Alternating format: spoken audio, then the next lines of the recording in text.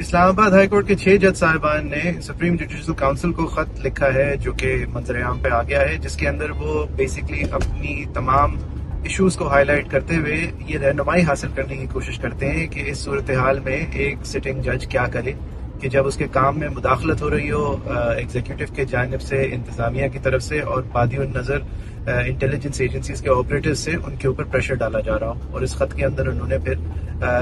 اس کا بھی حوالہ دیا ہے کہ شوکت علی صدیقی صاحب کا معاملہ حالانکہ اب اختتام تک پہنچ گیا ہے اور وہ سرخرو اپنی ذاتی طور پہ تو ہوئے ہیں، لیکن اس وقت ابھی بھی یہ ابہام ہے کہ ایک جج اگر شوکت صدیقی صاحب نے جو کیا تھا پبلکلی آ کے ایک بات کا بیان کیا تھا، اگر وہ غلط نہیں تھا، کیونکہ ابھی تک تو شوکت صاحب کو نکالا ہی اس بنیاد پہ تھا کہ یہ پبلک میں آ کے انہوں نے یہ بات کیسے کر دی، لیکن ان جج صاحبان کی طرف سے وہی خدشات سامنے آئے ہیں جو اسلام آباد بار کی طرف سے ایک پٹیشن کے اندر صلاح الدین احمد صاحب نے ریز کیے تھے کہ ایک کمیشن انکوائری بیٹھے اور یہ طے کرے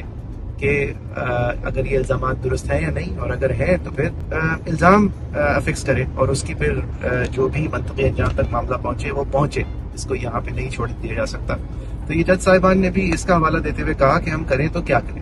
ہم اپنے سربراہ کو کمپلینٹ کرتے ہیں، تو انہوں نے اپنے سربراہ کی کمپلینٹ کے حوالے سے کچھ بہت ایکسٹراڈنری الزامات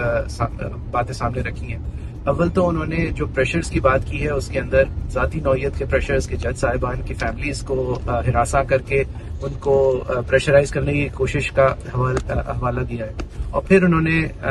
جو ٹائمنگ کے حوالے سے بات کی ہے وہ بہت اہم ہے کہ جہاں ٹیرین وائٹ والے کیس کے اندر اسلام آباد ہائی کورٹ کے چیف جسٹس صاحب کے خیال میں وہ معاملہ مینٹینیبل تھا، دائرہ سماعت کے اندر تھا، لیکن 2 جج صاحبان نے ان سے جب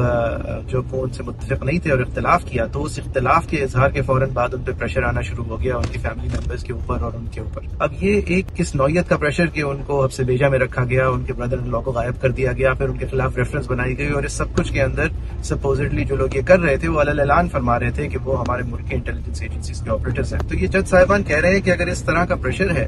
تو ہمیں رہنمائی چاہیے آپ سب سے، جو آپ سب سے سینئر ججز ہیں، کہ ہم اس سچویشن میں کریں کیا۔ اور انہوں نے اور بھی پھر دیگر سچویشنز کا بتایا، ایک اور جج صاحب کا بتایا کہ ان کے گھر کے اندر سے ذاتی جو ان کی پرسنل سپیسز ہیں اس کے اندر جو ان کو الاٹڈ سرکاری گھر تھا اس کے اندر سے ریکارڈنگ کے آلات ملے، لائٹ فکسچرز کے اندر خفیہ طور پہ چھپے ہوئے ملے۔ ان آلات کے اندر جب وہ ویڈیو دیکھا تو پتہ چلا کہ اس کے اندر ریکارڈنگ جو ہے وہ کی جا رہی تھی اور ان کے پرسنل سپیس کی جا رہی تھی۔ اب اس سب کچھ کا انہوں نے احوال بتاتے ہوئے یہ بھی کہا ہے کہ ہم نے CTIHC کو کہا، عامر فاروق صاحب، اور انہوں نے یہ بھی کہا ہے اس وقت کے چیف جسٹس عمر عطا بندیال صاحب کو کہا، اور اس وقت کے چیف جسٹس صاحب کے ساتھ اس وقت کے سینئر پیونی جج حاضر چیف جسٹس قاضی فائز عیسی صاحب بھی موجود تھے۔ اب یہ بہت سنگین نوعیت کا معاملہ ہے کہ اگر اس سب کچھ کا علم فاروق صاحب کے پاس تھا تو ان کے مطابق، انہی جج صاحبان کے مطابق انہوں نے پھر وعدہ کیا کہ میری فلاں سے بات ہو گئی ہے۔ اب انہوں نے جن کا نام لیا ہے ان کا آئینی طور پہ اول تو کوئی مداخلت کا حق نہیں ہے، اور اگر جج صاحب کو اس بات کا بادی نظر بھی علم تھا کہ ان کی مداخلت ہو رہی ہے تو ان سے بات کرنا نامناسب تھا، ان کے خلاف توہین عدالت کا کیس ضرور لگا کے کھلی عام سماعت ہونا ایک الگ بات تھی، لیکن ان جج صاحب نے اگر براہ راست یہ کیا ہے، بظاہر یہ کیا ہے، تو پھر انہوں نے کوڈ آف کانڈکٹ کے تحت نہیں کیا ہے، اور کوئی آئینی یا پروسیجرل راستہ ایسا نہیں ہے جو اجازت دیتا ہو ایک چیف کو کہ وہ اول تو کسی حکومتی operative civil servant public servant سے رابطہ کرے، رابطہ جس نوعیت کا کرے وہ اس سول سرونٹ کے کام سے ریلیٹڈ نہ ہو بلکہ اس کی اوور ریچ سے ریلیٹڈ ہو، اور اس رابطے کے بعد معاملے کو وہیں ختم کرنے کی کوشش کرے، نہ کہ اس کو پروسیجرلی رپورٹ کرے یا اس کے بارے میں کمپلین کرے، اور اپنے بردر ججز کو اور سسٹر جج کو یہ اشارہ کر دیں کہ جیسے میں اس کو اوور دا ٹیبل یا انڈر دا ٹیبل ہینڈل کر رہا ہوں۔ یہ بہت سنگین نوعیت کے الزامات ہیں۔ میرے خیال سے ایک کم از کم کیس یہ بنتا ہے اسلام آباد ہائی کورٹ کے چیف جسٹس صاحب کو اس حوالے سے صفائی پیش کرنی چاہیے۔ اور دوسرا وہ لیٹر کا جو اوور آل کانٹیکسٹ ہے وہ یہ ہے کہ آپ ایک کنونشن بلائیں تمام جج صاحبان کی، تاکہ اس کے اندر اول تو جتنے ہمارے ساتھ ایشوز ہو رہے ہیں وہ ریز ہو سکے، اور پھر ایک آگے کا لائے عمل طے کیا جا سکے، کیونکہ یہ ایک over all broader over reach ہے۔ اچھا، ان جج صاحبان کی طرف سے اس پوزیشن کے اندر یہ بھی واضح کیا گیا ہے کہ اب اگر آپ جس طرح شوکت صدیقی صاحب نے سفر کرنا پڑا کہ اگر آپ ایک کمپلیننگ جج سے کہیں گے ثبوت لائیں، تو ثبوت جمع کرنا تو ان لوگوں کا کام ہے جو لوگ براہ راست آپ پہ انفلوئنس کر رہے ہیں، یعنی ثبوت تو ان کی ایکسپرٹیز ہے، آپ تو صرف ایک بات کر سکتے ہیں۔ تو یہاں پر 6 ججز کا کلیکٹو ہو کے ایک بات سامنے لانا میرے خیال میں یہ بہت اہم ہے۔ ان ججز کے ڈائیورس بیک گراؤنڈز ہیں، ڈائیورس شہریتیں ہیں، ڈائیورس ان کی پوزیشنز رہی ہیں. آپ یہ ان کو ایک برش سے پیٹ نہیں کر سکتے کہ یہ فلاں پارٹی سے وابستہ ہے یا ان کی ماضی میں فلاں رابطے تھے. تو لہٰذا یہ ایک بہت کریڈیبل اور بہت سیریس سیٹ آف ایلیگیشنز ہیں جن کی جواب دہی کے بغیر میرے خیال سے کام نہیں چلے گا. ہم نے حالیہ دنوں میں دیکھا ہے کہ شوکت عزیز صدیقی صاحب کے کیس میں بھی قاضی فائز عیسی صاحب بہت ریلکٹنٹ تھے کہ کسی بھی ایشو کو ایک براڈر پکچر یا ایک منظم طور پہ انفلوئنس کی طرح دیکھا جائے، کیونکہ اس کے لیے ان کے پاس ان کے خیال میں ثبوت موجود نہیں تھی، تو وہ ثبوت مہیا ہونا چاہتے تھے.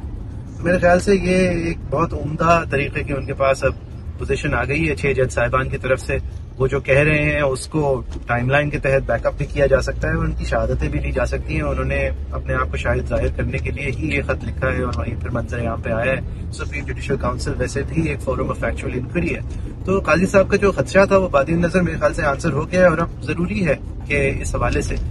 کوئی سیر حاصل گفتگو ہو جوڈیشری کے اندر، اس کو لائٹ آف ڈے ملے، وہ ٹرانسپیرنٹلی نظر آئے، اور اس سے پھر اس کے انجام میں کوئی کمیشن محض نہ بنے، بلکہ ایک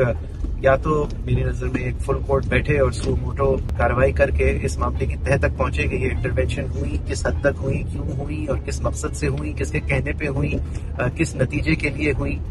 یہ سب بہت ضروری ہے، اور میرے خیال سے اگر یہ نہیں ہوا تو اس سے زیادہ اہم موڑ ہماری جوڈیشل ہسٹری میں حالانکہ بہت آئے ہیں. عامروں کے خلاف ہمارے ججز کھڑے ہوئے ہیں، وہ کامیاب کسی اور وجہ سے ہوئے ہوں یا نہ ہوئے ہوں. وکلا تحریکیں چلی ہیں، آزادی عدلیہ کی آزادی کے لیے بڑی باتیں ہوئی ہیں، شعر و شاعری ہوئی ہے. لیکن اگر آج اس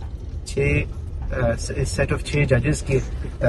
جو پوزیشن ہے اس کو کمپلیٹ کلیئرٹی کے ساتھ آنسر نہیں کیا گیا اور اس معاملے کی جڑ تک نہیں پہنچا گیا اور اس کے اندر ایک کمپلیٹ جوڈیشل کنسنسس نہیں بنایا گیا، تو میرے خیال سے پھر انڈیپینڈنس آف دا جوڈیشری کی جو ہم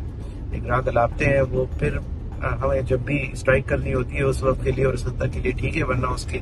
حقیقت میں اس کی پرسیوٹ کی ہم دلچسپی نہیں رکھیں گے. یہ نظر آئے گا کہ جیسے ہم اس کے لیے سنجیدہ نہیں ہیں. میرے خیال سے ہماری بارز کی طرف سے ایک ٹیپڈ قسم کی رسپانس آئی ہے. میں ڈس اپوائنٹڈ ہوں لیکن سرپرائز نہیں ہوں، کیونکہ یہ بارز کا کیپچر جو ہے وہ کئی سالوں سے چلتا ہوا انڈیور ہے، اور یہ ایکسپیکٹڈ تھا کہ جو اس وقت لائن اور لینتھ سب کی ملی ہوئی ہے اس کو دیکھتے ہوئے کوئی بہت زیادہ بڑی بات نہیں آئے گی، اور یہی ہوا کہ کنڈیمنیبل ہے اور کمیشن بٹھائی جائے اور انکوائری کی جائے. میری نظر میں یہ کافی نہیں ہوگا. میرے نظر میں اگر آپ 6 جج صاحبان کی ایک منظم position with as much proof as possible اگر سامنے لاتے ہوئے آپ کو نظر آ رہی ہے، اور ان کی طرف سے یہ ایک ڈیسپریشن ہے کہ وہ کہہ رہے ہیں کہ ہم جائیں تو کہاں جائیں، اور اس سپیریئر ججز آف یور کنٹری اگر اس کے بعد بھی complete transparent full court consensus اس معاملے پہ نہیں بنا اور اس کو ایک لاجیکل اینڈ پرماننٹ کنکلوژن تک بات پہنچانے کی کم از کم کوشش نہیں کی گئی، تو ہیونز میں فال. کیونکہ اگر آپ نے آج اس موڑ پہ یہ کوشش نہیں کی تو پھر there will be no heaven left to fall as far as judicial independence is concerned. مزید نیوز اپ ڈیٹس اور ڈیجیٹل سٹوریز کے لیے سبسکرائب کریں ڈان نیوز پاکستان.